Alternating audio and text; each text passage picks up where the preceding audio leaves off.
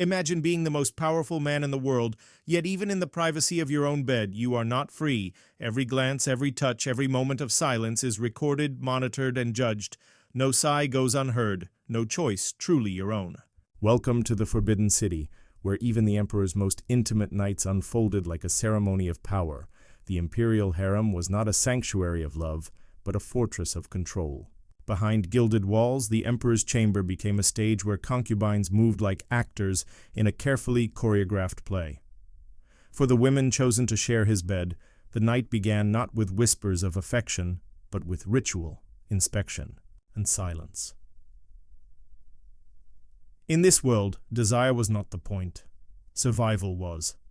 Every bedroom rule was meant to protect the throne, preserve the dynasty, and remind the Emperor himself that he was less a man than a living symbol of the state. Even passion bowed to politics here. Each evening the Emperor dined in solitude, his table surrounded by eunuchs who spoke only when commanded. When the meal was finished, a small, almost unremarkable tray was placed before him. Upon it lay slender plaques carved of jade, cold, gleaming, eternal. Each bore the name of a concubine, inscribed by hand with reverence and fear. To the outsider, it seemed like choice. The Emperor would turn a plaque, and the name revealed determined which woman would be summoned to his chambers that night. But in truth, the jade plaques carried more than names. They carried the weight of court politics. Trusted eunuchs, advisors, and empresses often influenced their arrangement. A favored family's daughter might be placed where the Emperor's eye would fall first. A disfavored rival might be hidden among the last. The plaques were like pieces in a game of fate, guiding the Emperor's supposed will while subtly bending it to others' ambitions, and when his finger rested upon a single plaque, the wheels of ceremony began turning. Somewhere deep within, the harem, a woman's life, shifted in an instant. For the chosen concubine, the night began not in silk sheets but in water. She was led to a bath infused with rare herbs, dried petals, and oils brought from the empire's farthest corners. The steam carried a perfume of sandalwood and jasmine, meant not only to soothe the senses but to wash away ill fortune. This was not simply cleansing, it was ritual. The bath was believed to purify her spirit, making her worthy to approach the Son of Heaven. She emerged glistening, skin powdered with rice flour, her hair combed until it shone like lacquer. Attendants dressed her in a single robe of silk embroidered with cranes or lotus blossoms, symbols of fertility, harmony, and the dynasty's eternal life. But before she could leave her chamber, another inspection awaited. A senior eunuch scanned. Every fold of fabric, every strand of her hair, no pins, no jewelry, no hidden ornaments were permitted. A concubine could bring nothing with her, not even her own voice, unless the Emperor allowed it. From this moment on, she was less a woman than an offering. When she was ready, she was not allowed to walk to the Emperor's bedchamber.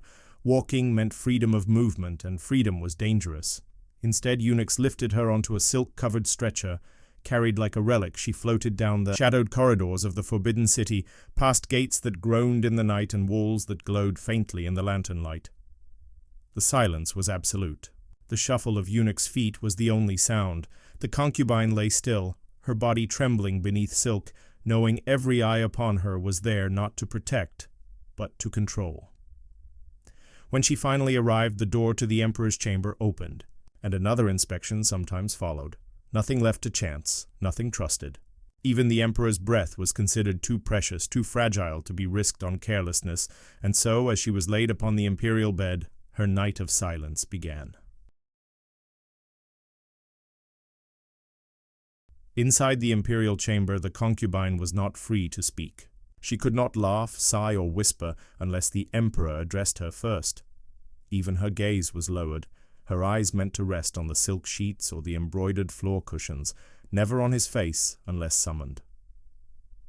This rule of silence was not only about respect, it was about power. The Emperor's words were law, even within the bedroom. By forbidding speech, the palace made clear, the woman was not a partner, but a vessel. Her body carried the hopes of dynasties, the balance of political factions, and the bloodline of the empire itself. Outside the chamber, eunuchs waited in hushed readiness. Their presence was invisible but constant, ears tuned for the faintest sound, their duty to intervene if silence stretched too long, or if the emperor's breath faltered, the most private moment of his life was never truly private. Even intimacy had a time limit. No session with the emperor lasted endlessly, no matter how much favor a woman might hold. Each visit was measured, about an hour, no more. Near the end, eunuchs outside would softly call, a gentle reminder to mark the passage of time. If there was no answer, they were ordered to enter the room quietly, ensuring the emperor lived and breathed. His safety was a matter of state, and even desire was bound by the clock. When the hour ended, the concubine's presence dissolved as quickly as it had begun. She was wrapped once again in silk, lifted on her stretcher, and carried back into the labyrinth of the palace. She was not permitted to linger, not permitted to smile, not permitted to claim even a shred of intimacy. For her, the emperor was less a man than a fleeting storm, arriving in silence, vanishing in ritual. But the night was not forgotten. In the archives of the palace, scribes and eunuchs carefully recorded the emperor's choice, the name of the woman, the date, and the hour. No detail was too small. This meticulous documentation served one purpose: to ensure that every child born within the palace carried unquestionable blood. The emperor's lineage was the heart of the empire, and no rumor, no doubt, could be allowed to stain it. Menstrual cycles were tracked with equal care. A concubine, during her bleeding days, was strictly forbidden from being chosen. To prevent embarrassment, women marked their unavailability in discreet ways: red lanterns outside their doors, folded notes, or even a simple ribbon around the wrist. Yet even these small signals were watched and reported. For those who lied, who hid their state to gain favor, the punishment was severe. Eunuchs were ordered to observe, to record, to control. The body of every woman in the harem was not her own. It belonged to the dynasty. And yet, beneath all the ritual, ambition smoldered. A single night with the emperor could elevate a woman's family, secure her future, or even place her son upon the dragon throne. Rivalries grew in shadow, whispered alliances formed in silk-lined halls. Some women concealed their body's truth, risking exposure for a chance at influence. Others bribed eunuchs to position their jade plaques where the emperor's hand would linger. Beauty was not enough. Cunning, patience, and danger shaped the hidden war of the harem. The bedroom was never just a bed. It was a battlefield. For a concubine to be chosen was both a blessing and a curse. One night could make her the whisper of the entire empire. Too many nights could doom her. Favor bred jealousy, and jealousy bred enemies. The emperor's affection, though wrapped in ritual, was never safe. A single gesture of preference could shatter the delicate balance of the harem.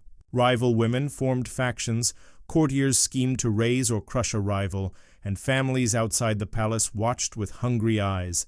Every touch carried risk.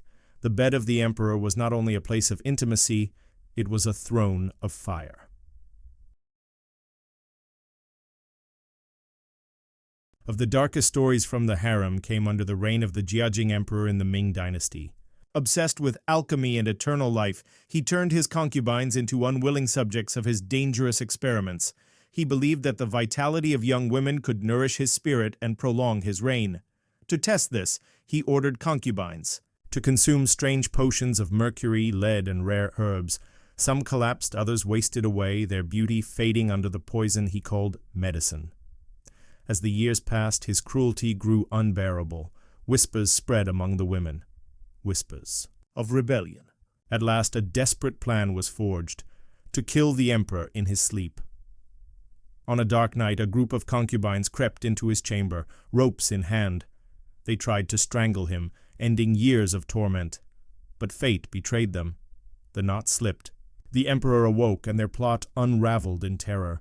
The punishment was swift and merciless. Those involved were executed with brutal severity, their bodies made examples. The harem learned a lesson etched in blood. To touch the emperor's life was to gamble with one's own. Not all stories ended in blood. Some became legend. During the Tang dynasty, the Emperor Xuanzong's heart was captured by Yang Guifei, one of the most celebrated beauties in Chinese history. Her skin was said to glow like jade, her face so delicate that poets compared her to blossoms in spring. But beauty in the palace was never innocent.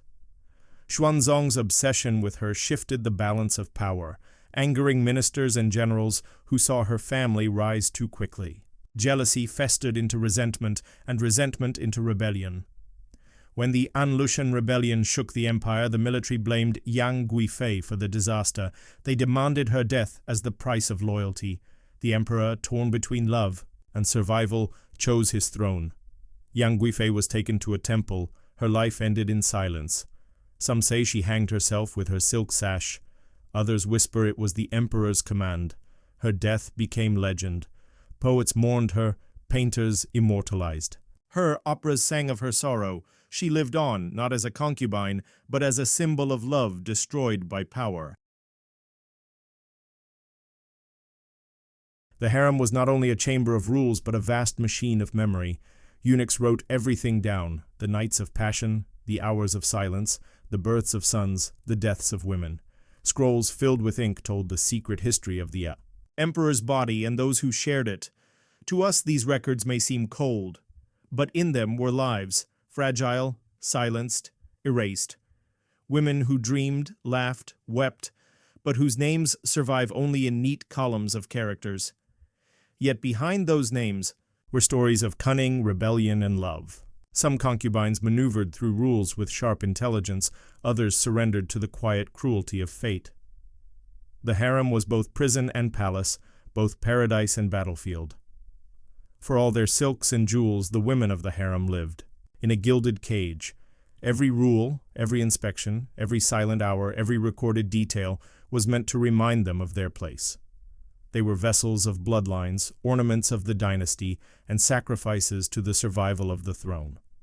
But within that cage, they found ways to survive. Some wielded beauty like a blade, others learned patience sharper than steel. Many disappeared into silence, their names lost, their lives remembered only as numbers on jade plaques, and yet, in fragments, their stories remain. A bath of herbs, a silk stretcher in the moonlight, a whispered rebellion, a tragic love turned into poetry. The strange bedroom rules of the Imperial Harem were never truly about desire. They were about control. They transformed intimacy into ritual, love into duty, and women into instruments of empire. For the emperor, each night was measured, watched, timed. For the women, each night was hope, fear, and danger. Behind the walls of the Forbidden City, passion was suffocated by politics, and even the emperor's sighs were written into history. So when we picture the grandeur of China's imperial palaces, we must also remember the silence that lay within their chambers, the silence of women, who lived and died by rules etched in jade, silk, and fear. They were carried like treasures, but lived like shadows.